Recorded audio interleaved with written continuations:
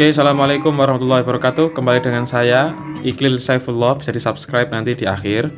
Kali ini kita akan mereview sebuah film dengan judul The Shawshank Redemption. Dengar seperti bahasa Chinese gitu ya, Shawshank, akan tetapi di sini yang redemption itu yang saya ketahui berarti penebusan dosa. Langsung ke film ya, teman-teman ya. Kita di sini ada sebuah adegan di mana ada seorang aktor utama, di sini namanya Andy Dufresne. Di sini mengeluarkan sebuah pistol di scene pertama dan switch dengan scene yang berikutnya, yakni di sebuah pengadilan begitu ya. Ini scene-nya yang mana dia didakwa membunuh istrinya yang lagi selingkuh, ya, dituduh yang lagi selingkuh dan membunuh dengan pistolnya. Nah, seperti itu kita awal cerita seperti itu. Switch lagi ke adegan berikutnya di mana di sini ada pemeran kedua, di mana pemeran ini dia itu sudah berpuluh-puluh tahun di dalam penjara. Ini scene di mana scene di mana Andy Dufresne sebagai tahanan baru masuk ke dalam sebuah benteng raksasa, di mana itu adalah tahanannya, yaitu penjaranya. Ini karakter antagonis pertama, kepala sipir. Nah, tadi itu ada scene di mana si napi itu disemprot pakai air, terus diperlakukan seperti tidak manusiawi gitu ya, seperti hewan. Dia berjalan dengan telanjang menuju selnya. Satu sel satu orang. Ini kondisi di malam hari. Tentunya ada banyak penyesalan ya ketika awal-awal di sini, karena ada yang menangis gitu ya, dihajar Pak Blur oleh penjaga. Nah, seperti ini dihajar selentang. Oke, kembali ke pagi hari lagi, scene berubah lagi. Di sini dia pertemuan dengan napi yang lain yang sudah tua ya, berubah. Ada yang ini di sini itu tadi kita lihat itu karakter yang berikutnya itu yang transaksinya itu pakai rokok, semuanya itu rokok jadi mata uang. Oke teman-teman ya, nah, ini menarik. Ini yang selanjutnya, yakni pertemanan antara si Red. Ini kita karakter yang ini Red namanya, ini si Andy. Red sama Andy sangat dekat sekali karena Red menganggap Andy ini berbeda dari yang lain. Nah ini ada sebuah palu ini pesanan yang diminta oleh si Andy karena hobinya si Andy itu suka mengukir gitu katanya. Oke guys, paham? Lanjut. Ya, seperti itu penyelundupannya. Nah, ini peran banyak sekali pemeran antagonis di sini. Ya, itu tadi saya skip karena ada adegan yang tidak kurang senonoh ya. Karena apa? Karena hasrat seksual yang tinggi, karena tidak ada perempuan dan bertahun-tahun di dalam sel, kondisinya yang memang tidak bisa menahan hasrat seksologinya, akhirnya dia akan melampiaskan kepada sesama jenis. Akan tapi si Andy melawan dan dihajar Pak Blur. Saya skip. Oke, adegan berubah. Di sini jadi para napi diminta untuk bekerja lembur, akan tetapi dikasih gaji yang sangat minim.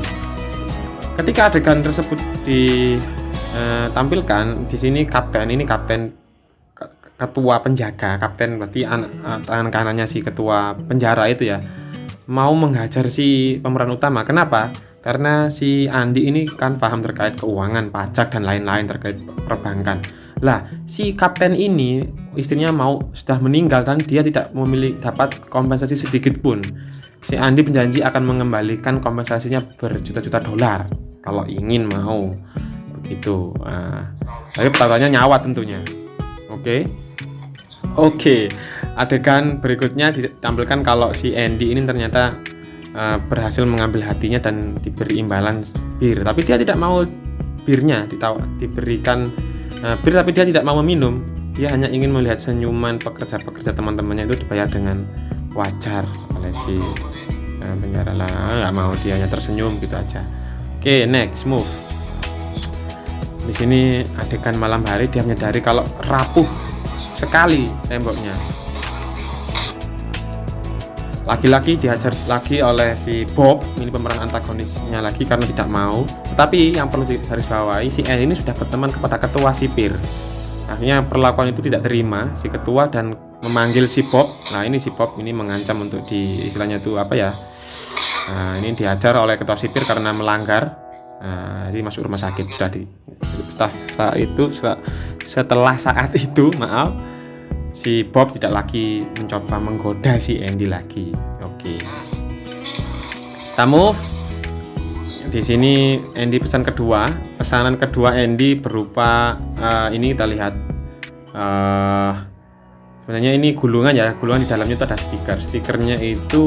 stikernya anggap aja Madonna gitu ya, karena tidak ada hiburannya cuma menonton film, dan filmnya cuma satu saja dan hitam putih pula, tapi itu sebuah relaksasi yang oke pada waktu itu era 19 berapa gitu ya, nggak sampai sebelum 45, sebelum Indonesia merdeka. Oke, move, kita ditempel. Nah, ini ada inspeksi, scene berikutnya ada inspeksi mendadak terkait ada barang berbahaya tidak. Sama sekali si ketua penjara ini, sipir ini tidak menyadari kalau ada palu di dalam Bible yang dipegangnya. Nah, ini dia itu megang Bible karena dia suka dia dikembalikan lagi Bible-nya sama si ketua sipir kepada Andy, jadi aman. Oke, setelah itu dia diberi tugas baru untuk penjaga perpustakaan. Di sini dia ketemu Brooke di sini. Nah, ini Brooke ini sangat tua, 1912 kalau dijelaskan di dalam film. Nanti kalau ada kesalahan mohon dikoreksi, tidak apa-apa di kolom komentar, monggo. Kalau saya keliru nih, namanya manusia ya, saya lanjut. Nah, 1912. Oke, di sini dia lihat sempit sekali, tapi dia tidak menyerah. Dia tetap ingin menyurati pusat perpustakaan di Amerika mungkin ya, untuk menyumbangkan buku bekasnya di penjara. Sekali, 2 kali, 3 kali, sampai ratusan kali tetap dia tidak menyerah untuk menulis surat permohonan buku bekasnya. Satu saat nah, sambil menunggu suratnya, dia itu karena sudah dipercaya ya, sudah memberikan kepercayaannya kepada kapten penjaranya. Jadi banyak pasiennya di sini. Pasiennya banyak sekali. Pasiennya ya sipir-sipir itu sendiri. Nah, sipir-sipir ini ingin meringankan pajak. Kita berubah ke scene berikutnya. Di sini si Brooke punya ulah nih. Ulahnya dia itu menodongkan senjata kepada temannya. Dalih-dalih dia itu ternyata hari itu adalah hari kebebasannya si Brooke. Anehnya dia malah tidak mau untuk dibebaskan. Kenapa? Kita lihat scene berikutnya. Oke.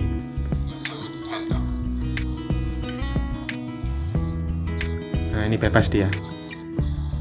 Dia tentunya ketika sudah umur lanjut usia ya, sekitar umur 60 tahunan, dia itu bingung mau kemana dan dia menginap di mana.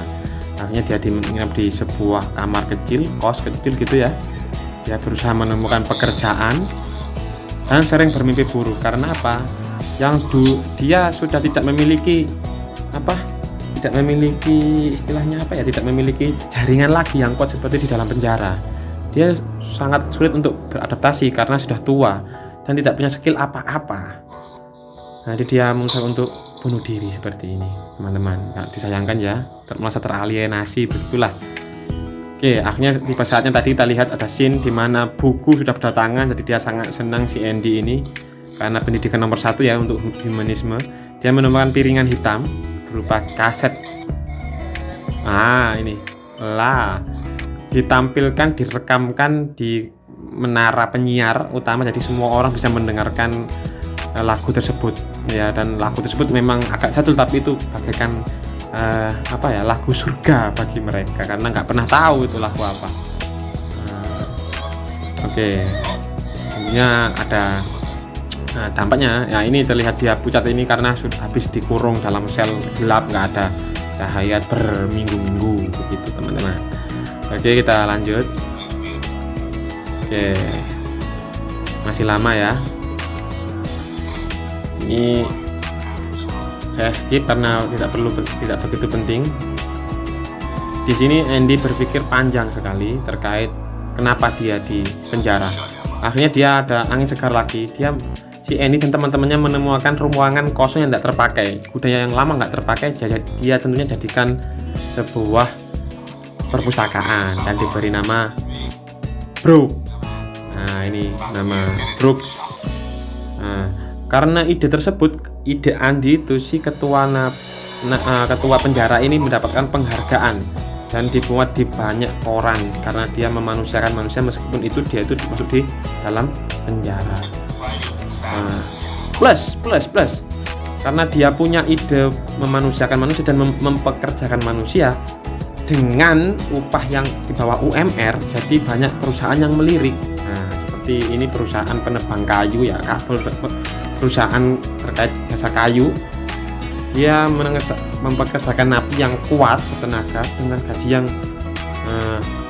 minim, tentunya dengan beberapa manis-manis ya, seperti ini. Nah, donat, yang itu tadi. Nah, donat ada uangnya. Oke. Pajak terhindar, UMR kecil, jadi dia serba kaya. Jadi dia menimbun hartanya ke dalam berangkas. Begitu. Terus dia sering bercakap-cakap dengan temannya. Ini saya skip. Oke. Ada karakter lagi baru muncul. Karakter seorang laki-laki muda ya, penuh tenaga dan masih fresh gitu ya. Tapi dia tertangkap mencuri. Jadi dia dimasukkan penjara. Ini seperti inilah dia menjelaskan kenapa dia masuk penjara. Oke. Tapi si Andy ini si laki-laki ini ingin berusaha untuk merubah dirinya, jadi dia meminta untuk si Andy untuk mengajarkan dia membaca, menulis dan lulus tes untuk pakai C lah intinya, meskipun tidak belajar tapi dia punya ijazah setara SMA lah. Dan untungnya dia lulus ujian meskipun dengan struggle banyak sekali. Tapi ketika dia itu ngomel gini karena awalnya gagal tapi akhirnya berhasil, dia menemukan fakta bahwa ini di sini menemukan fakta bahwa ternyata yang dia itu punya teman di penjara yang sebelumnya, karena dia itu keluar masuk penjara ya. Jadi dia menceritakan bahwa dia punya teman, ini temannya namanya. Temannya itu ini nih. Bentar deh. Lah, ini dia seorang maniak. Dia itu maniak membunuh, dan dia pembunuh yang dia menceritakan kalau dia itu membunuh sepasang pencinta gitu ya. Tapi yang terlarang tadi itu ternyata itu adalah istri dan selingkuhannya istrinya si Andy. Jadi yang membunuh bukan si Andy tapi orang ini. Nah, jadi satu-satunya saksi ya dia. Nah, ini dia kaget dan akhirnya lapor ke kepala penjaranya, dan kepala penjaranya tentu menolak hal itu karena apa? Nanti skill yang dimiliki kalau dia bebas nanti kan dia tidak dapat uang lagi tuh. Jadi dia mempertahankan Andy untuk tetap tinggal di penjara. Kasihan toh. Nah, ini ada adegan di mana satu-satunya saksi ya. Satu-satunya saksi ini si laki-laki ini sebetulnya boy gitu ya, dipanggil oleh kepala napi ya untuk bersaksi di pengadilan. Tetapi ternyata bukan begitu maksudnya. Dia bermaksud untuk ini si kapten membunuh napi tersebut karena dialah satu-satunya saksi. Saya ulangi lagi. Lah ini biar tahu pembunuhannya. Lah ini bentar. Oke. Beda ini lah dibunuh. Jadi tidak ada harapan lagi buat Andy untuk keluar dari penjara. 20 tahun ya. Bertahun-tahun Andy di penjara ini, dan tapi dia tetap tidak semangat. Dia memberi motivasi si temannya ini, si Red ini ya, untuk terus bermimpi dan tidak pernah putus asa dalam mengejar mimpi itu. Oke. Dia memberi pesan kepada si Red, ketika kamu nanti keluar, salahnya kamu keluar, jangan putus asa. Nah, pergi ke North, cari ada pagar batu yang panjang, terus di ujungnya itu ada sebuah pohon oak. Itu di situ ada semacam kotak hitam gitu ya, di dalamnya ada pesan-pesan dari Andy. Oke, kita skip. Suatu saat si Andy pada malam hari dia disuruh nyemir sepatu ya tentunya nyemirnya ini ada maksudnya. Tapi sayang sekali si Red ini mengira bahwa si Andy ini sudah putus asa. Dia masuk dalam malam yang terpanjang menurutnya si Red. Karena apa? Dia akan menyaksikan teman yang baiknya itu akan meninggal bunuh diri karena sudah tidak ada harapan lagi bagi si Andy untuk bertahan hidup dan meneruskan hidupnya di dalam penjara itu. Akhirnya pagi tiba, kita lihat si pagi tiba. Oke, Andy Dufresne dipanggil berkali-kali tapi tidak keluar. Si Red sudah yakin nih kalau Andy ini akan bunuh diri. Sampai setibanya si penjaga ini masuk ke dalam kamarnya. Oke, masih belum keluar juga. Ternyata, oh maaf ini ya, ini ternyata di dalamnya itu sudah kosong. Jadi saya kosong dan semuanya terheran-heran.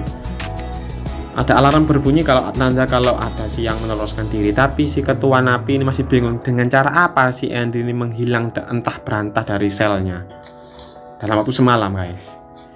Ternyata ini kita kuat. Ketika dia marah-marah karena putus asa ya, dia menemukan sebuah fakta kalau dia itu keluar dari lubang di mana foto si Marilyn Monroe ya, artis Hollywood pada waktu itu, dia tempel di dinding. Ternyata dindingnya itu bolong dan menuju kepada saluran pembuangan. Nah, saluran pembuangannya ini ditemukan. Nah, ini masih ingat tadi palu yang awal tadi itu? Nah, ini dibuat untuk menggali beberapa meter tembok setebal meteran ya. Kalau kita kan cuma sedikit meternya tembok kita. Kalau kastil itu yang dijadikan penjara itu sudah meter-meter. Oke, ternyata Andy itu melakukan hal yang seperti ini untuk melarikan diri. Dia menyadari kalau tembok yang usianya ratusan tahun itu sudah mengalami istilahnya tuh pemuaian yang drastis. Jadinya dia tuh mudah untuk menggali. Dia menggali di balik itu tiap malam dan tiap pagi kita ulang maaf nanti kita skip 1 2 3. Maaf ya, bentar ya lah. Waduh. Intinya pokoknya setiap pagi dia itu sering berjalan-jalan itu mengeluarkan sisa-sisa reruntuhan, maksudnya reruntuhan lebay, bekas tembok yang dia lubangi. Tiap pagi dia berjalan-jalan itu biar nggak ketahuan kalau dia itu mengelubangi temboknya itu. Nah, sampai akhirnya di malam hari dia berhasil dan kita lihat teman-teman lah, ini nggak ada yang nyadari kalau dia itu tadi pada waktu malam itu dia tuh berjalan dengan menggunakan shoes ya, sepatu yang telah biasa ada maksudnya. Ini kita lihat nanti kita belakang. Nah, dia melakukan hal yang sangat nekat teman-teman. Dia melarikan diri berhasil, tapi di dalamnya masih ada lorong. Di tengah-tengah lorong ada pipa saluran. Ini saluran tinja BAB itu, tapi ya tentunya sangat memuakkan dan beberapa ratus meter menuju ke saluran tadi, sungai tadi itu ya, tapi dia jalani dengan penuh harapan meskipun dia sempat muntah-muntah ya. Nah, di sini saya sangat suka adegan ini. Saya sangat suka lah rasanya kebebasan. Sebenarnya dia sudah bebas meskipun dalam Quran dia tetap bermimpi untuk bebas seperti ini. Oke. Oke, ini lubangnya. The next morning, pagi berikutnya, dia sudah berdasi rapi menuju bank, mengambil uang pajak yang disembunyikan oleh si kepala napir dalam bank. Dia memasukkan sebuah identitas imajiner orang yang entah berentah, dan dia punya SIM, punya KTP lengkap. Dan dia mengatasnamakan dirinya itu orang imajiner tersebut, padahal dia nyamar. Dia sebenarnya namanya kan Andy. Nah, karena data sudah lengkap, dia punya beberapa tahun kumpulan pajak-pajak yang ditimbun atau uang gelap yang ditimbun oleh si kepala napi, dan dia yang memilikinya. Oke. Dia tersenyum lebar dan menikmati kebebasannya. Dan pagi berikutnya suara sirine datang, dan ternyata suara sirine ini ingin menangkap si kapten. Ini kaptennya ditangkap. Saya stop karena tuduhan pembunuhan tadi, yang membunuh laki-laki tadi itu, yang pemuda tadi itu loh, yang saksi utama. Dan kepala napinya tentunya juga dapat hukuman penjara, tapi karena dia takut membanyakan hal yang aneh-aneh, dia membunuh dirinya sendiri. Oke, seperti saya skip biar nggak kena ban teman-teman. Dia bercerita sudah menyusuri dataran yang dataran hijau dengan penuh dengan hembusan angin laut dan lain-lain lah.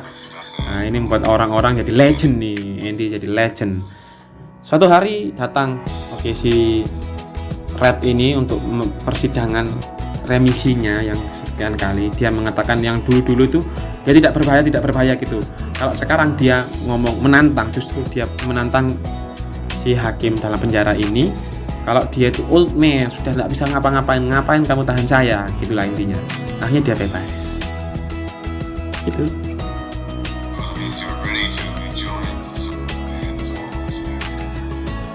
Oke, approve.